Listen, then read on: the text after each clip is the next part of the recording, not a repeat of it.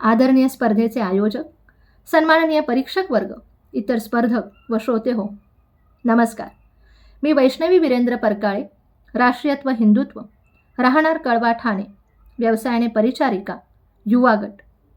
माझा विषय हा केवळ इतिहासाशी संबंधित नाही, तर तो भारताच्या वर्तमान सुरक्षिततेशी आणि भविष्यातील सामर्थ्याशी निगडीत आहे. माझा विषय आहे स्वातंत्र्यवीर विनायक दामोदर सावरकर यांच्या विचारातील शस्त्रसज्ज भारत आणि ऑपरेशन सिंदूर. राष्ट्राला शस्त्राची नाही तर शांतीची गरज असते. हे विधान केवळ ऐकायला आणि बोलायला सुंदर वाटते, कारण अहिंसा ही श्रेष्ठ आहेच, परंतु अहिंसेचे संरक्षण करण्याकरता शक्तीची गरज नाही का?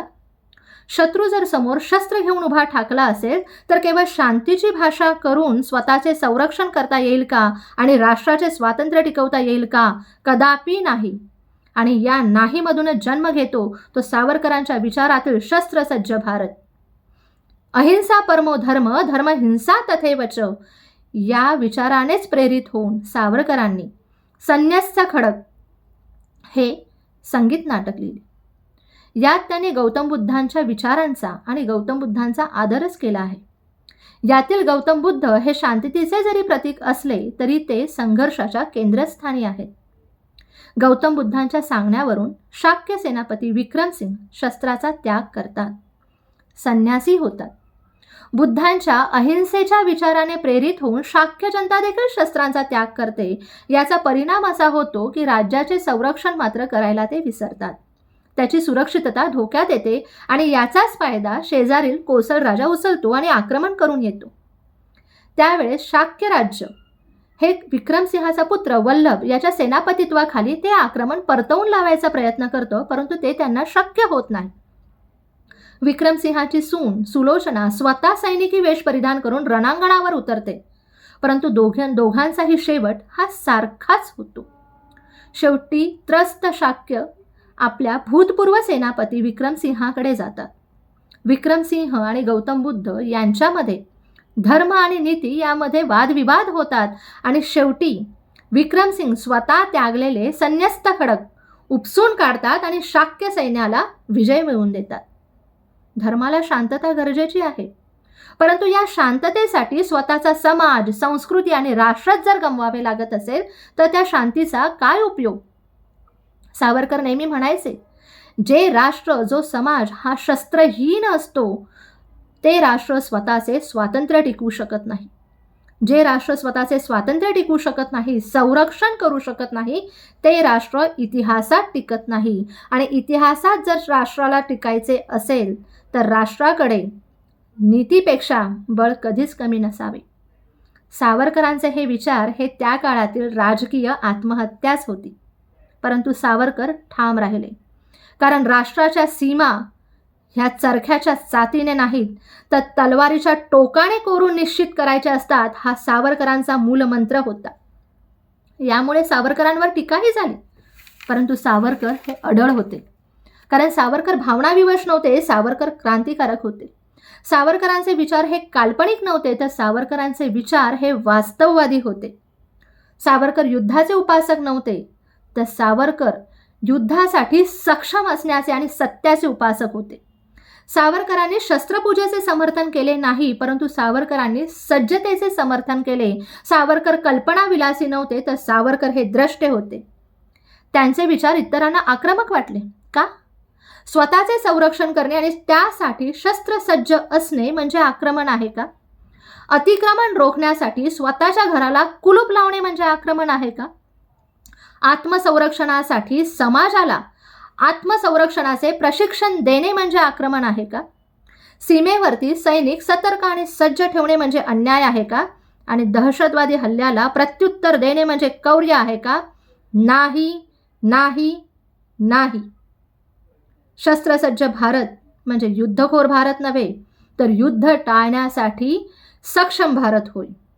आणि म्हणूनच त्यांनी युवकांना शस्त्र प्रशिक्षण, सैनिकी शिस्त, बळकट शरीर यासाठी प्रेरित केले. आणि त्यांच्या विचारातील शस्त्रसज्ज भारत आज आपण प्रत्यक्षात उतरताना पाहतोय. भारत आज स्वतःची क्षेपणास्त्रे तयार करतोय. तो आधुनिक असे नौदल आणि वायुसेना उभारतोय. तो सीमेवरती सतर्क राहतोय. आज भारत आत्मनिर्भर होतोय.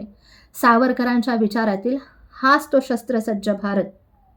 सावरकरांचे विचार आज धोरण, संरक्षण आणि कृती या तिन्हीमधून उतरताना दिसतात. आणि याची पोचपावती म्हणजे 7 मे 2025 रोजी केलेले ऑपरेशन सिंदूर. ऑपरेशन सिंदूर हे केवळ लष्करी अभियान नव्हते, तर ती भारताच्या बदललेल्या राष्ट्रधोरणाची घोषणा होती. धैर्यशील विचारांचे कृतीतील प्रत्युत्तर होते. ऑपरेशन सिंदूरद्वारे भारताने या जगाला ठणकावून सांगितले की आता भारत शांत बसत नाही. आम्हाला शांतता हवी आहे, आम्ही शांतता इच्छितो, परंतु आम्ही दुर्बल नाही.